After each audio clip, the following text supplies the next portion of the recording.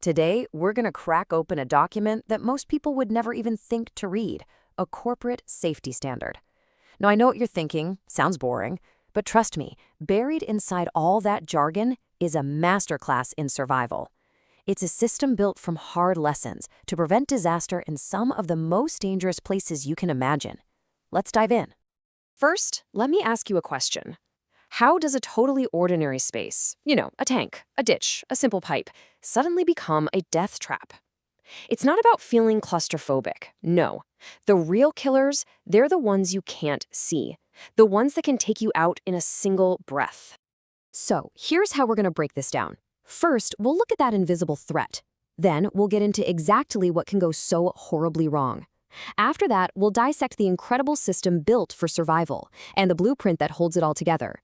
And finally, we'll see why this whole way of thinking matters far beyond any single worksite.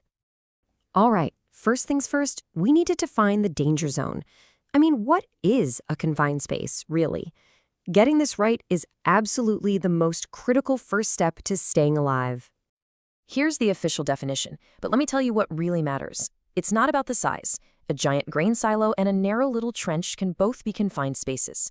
The real test is this. Was it designed for people to be in there? And is there a predictable risk? If the answer is no, then you have to assume danger isn't just possible, it's expected. And you'd be amazed at the variety. We're talking about massive industrial vats, deep construction pits, twisting city sewers, and even old, forgotten mine shafts. These aren't just abstract ideas. For some people, they're the office.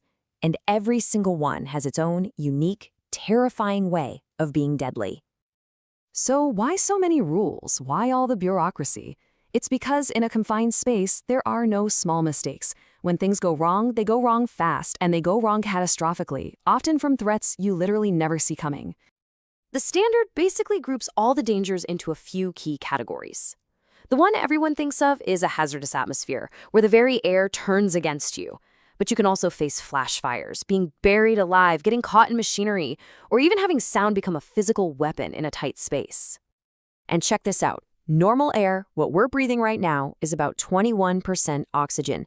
The standard says that if that level drops to just 19.5%, it's an immediate life-threatening danger. That is a razor-thin margin. And what causes it? Something as quiet as rust forming on a metal wall, or a silent, odorless gas leaking in. It's the definition of a silent killer.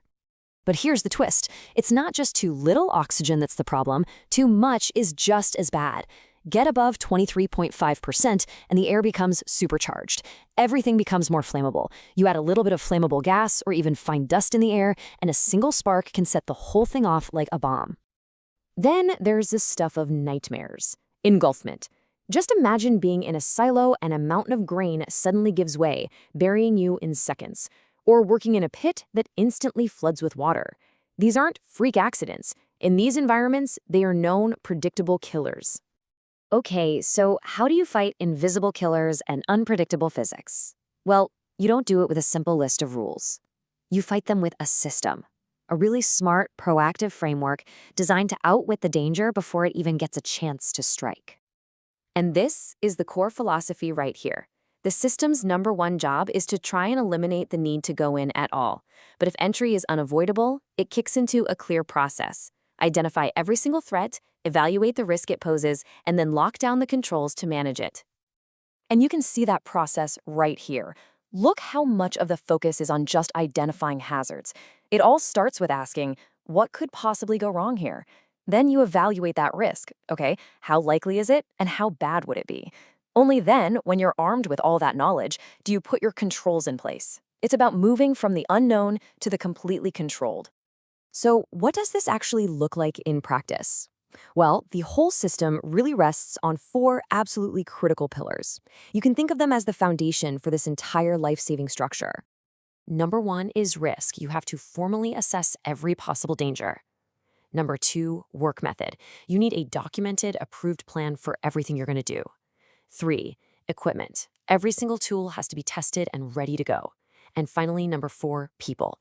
Everyone involved has to be trained and competent. And here's the thing, if just one of those pillars cracks, the whole structure can come crashing down. And right at the very heart of that work method pillar is this golden rule. This one sentence is maybe the most important line in the entire standard. That entry permit isn't just a piece of paper, it's the non-negotiable master key that allows for a safe entry. So what gives this permit all its power?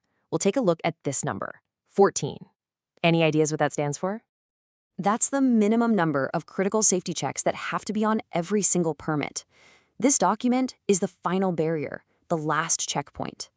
The best analogy is a pilot's pre-flight checklist.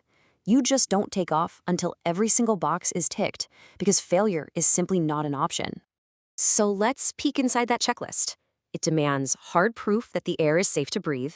It mandates a dedicated lookout called a standby attendant whose only job is to watch the people inside. It forces you to have a detailed rescue plan before anything goes wrong. And it tracks every single person who goes in and who comes out. This isn't just a list, it's a chain of accountability. So after all the rules, all the procedures, the permits, the checklists, what's the bottom line? Why does a system like this matter so much? Because it forces you to make a choice. There's the default path, which runs on assumptions, miscommunication, and frankly, a whole lot of luck. And then there's the systems path. That path runs on verification, documentation, and prevention. It is the fundamental difference between leaving safety to chance and actually engineering it by design. In the end, what this document really shows us is a universal truth. Safety is never an accident. It is always the result of a deliberate, intelligent, and well-executed system. So I'll leave you with this to think about. What are the invisible systems that you rely on to keep you safe every single day? Thanks for joining me.